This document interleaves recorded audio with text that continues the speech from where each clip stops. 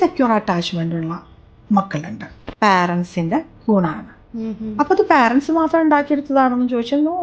ഞാൻ പറയും ജനറേഷൻ അവരുടെ പാരൻസും അവർക്ക് പ്രൊവൈഡ് ചെയ്തതായിരിക്കാം. അതിൽ 100-ൽ 20-30% ഒക്കെയാണ് ഇപ്പോഴത്തെ സമയത്ത് കുറച്ച് ഇൻസൈറ്റ് കിട്ടി. വിദ്യാഭ്യാസത്തിന് മാത്രമല്ല, എനിക്ക് സെൽഫ് മാറണം, എന്നെക്കൊണ്ട് ബാക്കിയുള്ളവർ ഹാപ്പി ആവണം, ഞാൻ ഹാപ്പി ആകണം, അങ്ങനത്തെ കുറേ പേരാണ് നമ്മുടെ സൈക്കോളജി സെൻറ്ററിലേക്ക് ഇൻസൈറ്റ് ഉള്ളവരാണ് വരുന്നത്. അങ്ങനത്തെ പാരൻസിൻ്റെ മക്കൾ ചേഞ്ച് ആവുന്നുണ്ട്. എന്നാലും ചില പ്രശ്നങ്ങൾ ഉണ്ടാവും. പക്ഷെ ദാറ്റ് ഓൾസോ ഫൈൻ അല്ലേ? അറ്റ്ലീസ്റ്റ് ദേ ട്രൈഡ്. ഒരു 100-ൽ 100 ട്രോമ കിട്ടേണ്ട സ്ഥലത്ത് അറ്റ്ലീസ്റ്റ് 50 ആയില്ലേ? സോ ദാറ്റ് അങ്ങനെ പാരൻസ് വളർത്തുന്ന മക്കൾ ആയിരിക്കാം, അല്ലെങ്കിൽ അത് ആൻസസ്റ്റേഴ്സായിട്ട് ആ പാറ്റേണിലായിരിക്കാം പോയിരിക്കുന്നത്. ഈ ലോകത്ത് വന്നിരിക്കുന്നതിൽ അവരുടെ ഫാമിലിയിൽ തന്നെ സേഫാണ്. പുറത്ത് എന്ത് സംഭവിച്ചാലും അപ്പോൾ ഞങ്ങൾക്ക് സംഭവിക്കുന്ന പോലെ തന്നെ അല്ലേ സെക്യൂർ അറ്റാച്ച്മെൻ്റ് ഉള്ളവർക്ക് സംഭവിക്കുന്നത്? തീർച്ചയായും. കുഞ്ഞിലേ മുതലേ അമ്മയുടെ അടുത്തേക്കും അച്ഛൻ്റെ അടുത്തേക്കും പോകുമ്പോൾ റീഅഷുറൻസ് ഉണ്ടാവും. അതാണ് അവരുടെ ലോകം. അതവരുണ്ടാക്കിയെടുത്തിട്ടുണ്ട്. അവർക്കറിയാം I have one safe place. Marriage കഴിഞ്ഞ് കഴിഞ്ഞാൽ ഇങ്ങനെയായിരിക്കും. ഫ്രണ്ട്സ് ഉള്ളപ്പോൾ ആ സേഫ് പ്ലേസ് ഫ്രണ്ട്സിൻ്റെ ഗ്രൂപ്പായിരിക്കും.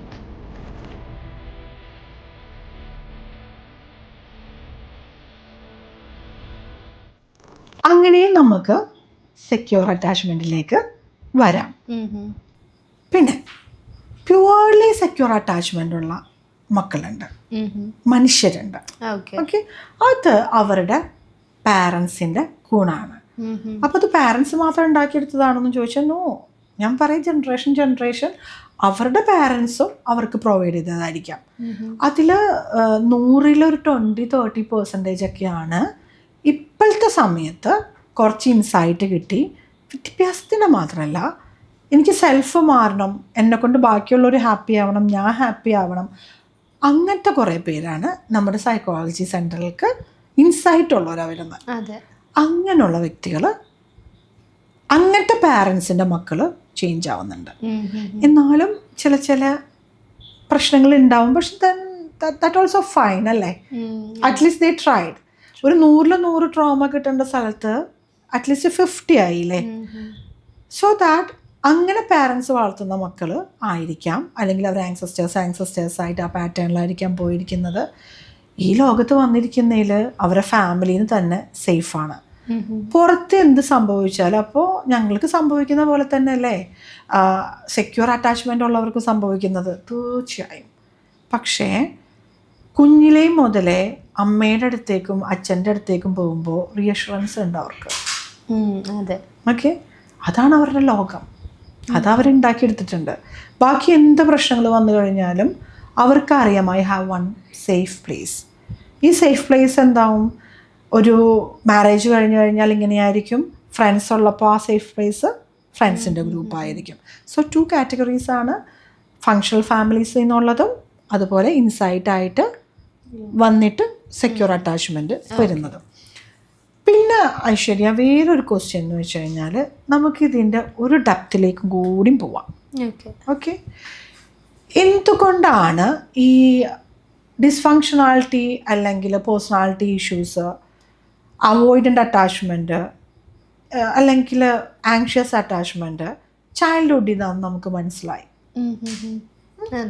ഇതിൻ്റെ ബേസിക് എന്താ? ലോകത്തിനോട് ട്രസ്റ്റ് ഇല്ലായ്മ.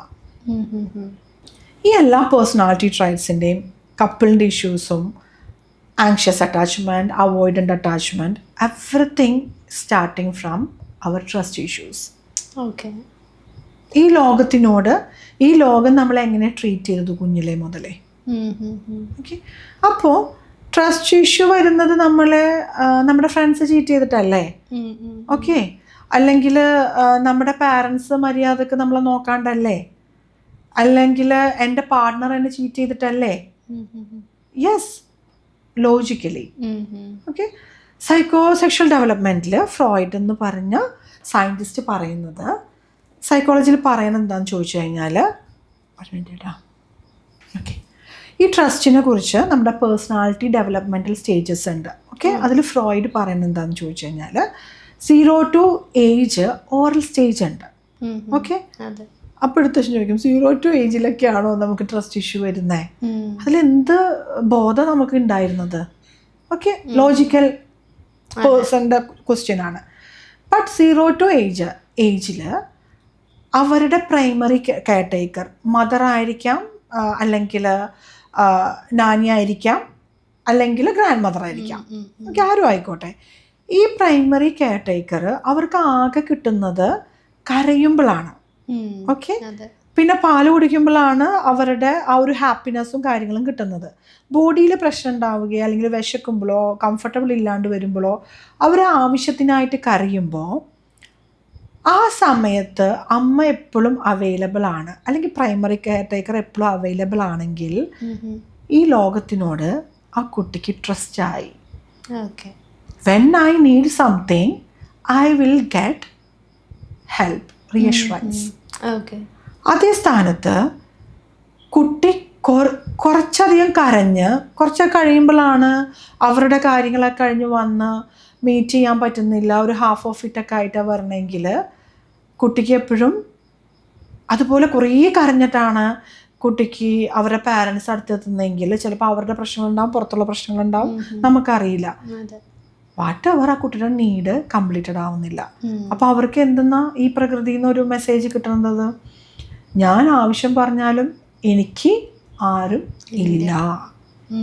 ആ ബോഡിയിലെ സാധനം കിട്ടിക്കഴിഞ്ഞു. ഇതിൽ നിന്ന് ഇതുണ്ടായവർക്കാണ് ഈ പറഞ്ഞ പോലെ സ്കൂൾസിലായിക്കോട്ടെ കോളേജസിലായിക്കോട്ടെ ഇത് സ്പൈസപ്പ് ചെയ്യും. അത് നമുക്ക് കമ്പയർ ചെയ്ത് അറിയാം. സെക്യൂർ അറ്റാച്ച്മെൻ്റ് ഉള്ള പിള്ളേർ, നല്ല പാരൻസിൻ്റെ ഒക്കെ കറക്റ്റ് നോക്കിയ പിള്ളേർക്ക് ഈ സെയിം ചീറ്റിങ് അവരെ അപ്പുറത്ത് ചെയ്യുന്നുണ്ട്. അവരെ പാർട്ട്ണറായിരിക്കാം, ഫ്രണ്ട്സ് ആയിരിക്കാം, ജോബിലായിരിക്കാം. ഓക്കെ, ഈ സെയിം ചീറ്റിങ് ചെയ്തിട്ടും yes he or she cheated, be aware on that, logical.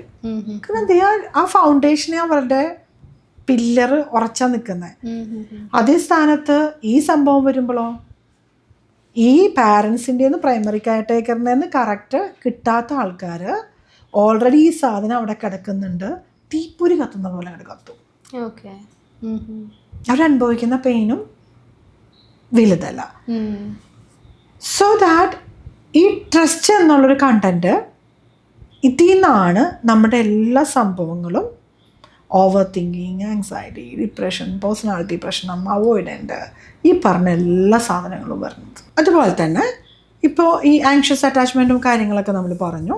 അതുപോലെ തന്നെ ഒരു ബിസിനസ്മാനാണ്, ഒരു 40-45 ഇയേഴ്സ് ഏജ് ഉണ്ട് ആൾക്ക്, ഭയങ്കരമായ ട്രസ്റ്റ് ഇഷ്യൂ. ആ ട്രസ്റ്റ് ഇഷ്യൂ അഡ്രസ്സ് ചെയ്യാതെ സംഭവിച്ചത് എന്താണെന്ന് ചോദിച്ചു കഴിഞ്ഞാൽ പാരനോയ സിറ്റുവേഷനിലെത്തി. എല്ലാവരെയും സംശയമുള്ളൊരവസ്ഥ, സന്തോഷിക്കാൻ പറ്റുന്നില്ല, സമാധാനിക്കാൻ പറ്റുന്നില്ല. വന്നിരുന്ന് കഴിഞ്ഞ് ചോദിച്ചപ്പോൾ പറഞ്ഞെന്താണെന്ന് വെച്ച് കഴിഞ്ഞാൽ കോടികൾ ഇറക്കി ഞാൻ ഇൻവെസ്റ്റ് ചെയ്തൊരു ബിസിനസ് സ്റ്റാർട്ട് ചെയ്തു. ഓക്കെ, എൻ്റെ പാർട്ട്ണറായിട്ട് ഞാൻ ഭയങ്കര സ്നേഹമായിരുന്നു, കാര്യങ്ങളായിരുന്നു, ഞങ്ങൾ കുറച്ച് വർഷം മുന്നോട്ട് പോയി. പക്ഷെ എന്താ സംഭവിച്ചതെന്നറിയോ? കംപ്ലീറ്റ്ലി അവൻ എന്നെ ചതിച്ചു. ഓക്കെ. പക്ഷെ ഈ നടക്കുന്ന സമയത്ത് ഞാൻ ആളുകൾ അറിയുന്നുണ്ട്, കാര്യങ്ങളാക്കുന്നുണ്ട്, ശരിയാണ്, എൻ്റെ പൈസ പോയി. പക്ഷേ ഇത്രയും എൻ്റെ കുടുംബം പോലെ ഞാൻ നോക്കിക്കൊണ്ടുവന്ന എൻ്റെ ബ്രദറിനെ പോലെ അല്ലെങ്കിൽ അതിൻ്റെ ഫാമിലി മെമ്പറിനെ പോലെ കൊണ്ടുവന്ന ആളാണ് എന്നെ ചീറ്റ് ചെയ്തത്. എനിക്ക് പൈസ പോയതിനേക്കാളും പെയിൻഫുൾ അയാൾ എന്നെ ചീറ്റ് ചെയ്തതാണ്. അപ്പോൾ ഇറ്റ്സ് എ ലോജിക്കൽ തിങ് അല്ലേ? ഏത് മനുഷ്യനും പെയിൻ ഉണ്ടാവും. ഇതിലൊരു ഡിസ്ഫങ്ഷണാലിറ്റിയും പറയേണ്ട ആവശ്യമില്ല. പക്ഷെ അവിടെ നിന്ന് ചൈൽഡ്ഹുഡിൽ കിടക്കുന്നുണ്ട്, നമ്മൾ പറഞ്ഞ 0 to ഏജ് അവിടെ ഉണ്ട്. അത് നമ്മൾ കേസ് ഹിസ്റ്ററി എടുത്തപ്പോൾ ആ സംഭവത്തിലേക്ക് എത്തിയിട്ടുണ്ട്. ഇതൊരു ട്രിഗറായെന്ന് മാത്രമാണ്, അത് നല്ല ട്രിഗർ. ഇത് സംഭവിച്ചിട്ട് വെരി സോൺ ആൾക്ക് നല്ലൊരു പാർട്ട്ണറെ കിട്ടി, അത്യാവശ്യം വലിയ കമ്പനിയാണ്, നല്ലൊരു പാർട്ട്ണറെ കിട്ടി. ഈ പാർട്ട്ണറും നല്ലൊരു മനുഷ്യനാണ്, ഹി നോസ് ഇറ്റ് സെൽഫ്. കുറച്ച് വർഷമായി, പക്ഷെ വർഷമായിട്ടും ഇയാൾ ചിന്തിച്ചുകൊണ്ടിരിക്കുന്നത് ഈ മനുഷ്യൻ നല്ലതാണ്, എനിക്ക് ഒരു കുറ്റം പറയാനില്ല, ഒരു തരി കാര്യത്തിൽ പോലും എന്നെ ചതിക്കുന്നില്ല, പക്ഷെ എനിക്ക് പേടി ഇയാൾ എന്നെ എപ്പോഴാണ് ചീറ്റ് ചെയ്യുക. ആള് വിട്ടിട്ടില്ല കേട്ടോ. അതാണ് നമ്മൾ പാരനോയയിലേക്ക് അസുഖത്തിലേക്ക് പോകുന്നത് നമ്മൾ പോലും അറിയുന്നില്ല, രാവിലെ രാത്രി തന്നെ ചിന്തിച്ചുകൊണ്ടിരിക്കുന്നത്. അത് കഴിഞ്ഞ് ഞാൻ പറയുന്നത് ആൾക്കാർക്ക് മനസ്സിലാവുന്നില്ല എൻ്റെ പെയിൻ. ഈ ആളുടെ പറഞ്ഞതിന് ശേഷം യു നോ വാട്ട് ഹാപ്പൻ, ഇയാളിൽ ഒതുങ്ങുന്നില്ല, കമ്പനിയിൽ ഉള്ള എല്ലാവരെയും ആ സെയിം ബ്രെയിൻ പാറ്റേൺ വന്നുകൊണ്ടിരിക്കുക അല്ലേ, ആ ഡൗട്ടിൻ്റെ. ഈ വ്യക്തിയുടെ മാത്രമാണെങ്കിൽ ഇറ്റ്സ് കംപ്ലീറ്റ്ലി ഓക്കെ. അത് കഴിഞ്ഞ് ഗ്രൂപ്പിലേക്ക് വന്നു. ഫൈനലി ചുരുക്കം പറഞ്ഞു കഴിഞ്ഞാൽ ഫൈനലി അത് ഫാമിലിയിലേക്ക് വന്നു, വൈഫിൻ്റെക്കും മക്കളിലേക്കും. പിന്നെ എങ്ങനെയാണ് ആ ലൈഫ് മുന്നോട്ട് പോവുക? അവർ സാധാരണ ഒരു സ്ത്രീയാണല്ലോ, അവർക്ക് ആദ്യത്തെ ഭർത്താവിനെയും ഇപ്പോഴത്തെ ഭർത്താവിനെയും ഓരോന്ന് ചെയ്യുമ്പോഴും എസ്പെഷ്യലി ഫൈനാൻഷ്യൽ ഇടപാടുകൾ വരുമ്പോൾ ഓക്കെ. അപ്പോൾ ഒന്ന് ആലോചിച്ച് നോക്കിയേ, എവിടെ നിന്നാണ് ആളുടേത്. അന്ന് അതൊന്നും ശ്രദ്ധിക്കാത്തതുകൊണ്ട് അന്ന് എല്ലാവരും ഒപ്പം ഉണ്ടായിരുന്നു, everyone can understand him. പക്ഷെ ലാസ്റ്റ് ആയി കഴിഞ്ഞപ്പോൾ what he saying, he's completely settled. Okay, business തകർന്നിരിക്കുകയാണെങ്കിൽ ഓക്കെ, കംപ്ലീറ്റ്ലി സെറ്റിൽഡ് ആയിട്ട് പോലും അവിടെ കറക്റ്റ് നല്ലൊരു ഫ്രണ്ടിനോടോ അല്ലെങ്കിൽ തെറാപ്പിസ്റ്റോടോ ആരും ആയിക്കോട്ടെ, നമ്മൾക്ക് വിശ്വസിക്കാൻ പറ്റുന്ന ഒരാളോടോ കറക്റ്റ് ഒരു മെൻറ്ററിങ് കിട്ടിയിരുന്നെങ്കിൽ ആ ഒരു അവസ്ഥയിലേക്ക് പോയിരുന്നോ? സോ എല്ലാവരും വിചാരിക്കുക ട്രസ്റ്റ് എന്ന് പറയുന്നത് നിസ്സാര കാര്യമല്ല നമ്മുടെ മനുഷ്യരിൽ നിന്ന് വരുന്നത്. അത് നമ്മൾ കറക്റ്റ് അക്നോളേജ് ചെയ്തില്ല, അഡ്രസ്സ് ചെയ്തില്ലെങ്കിൽ മനോരോഗം തന്നെ കാറ്റഗറിയിൽ പാരനോയ, സംശയരോഗം എന്ന് പറയുമ്പോൾ ഭയങ്കര പെയിൻഫുള്ളാണ്, ട്രീറ്റ് ചെയ്യാനും ഭയങ്കര ബുദ്ധിമുട്ടാണ്.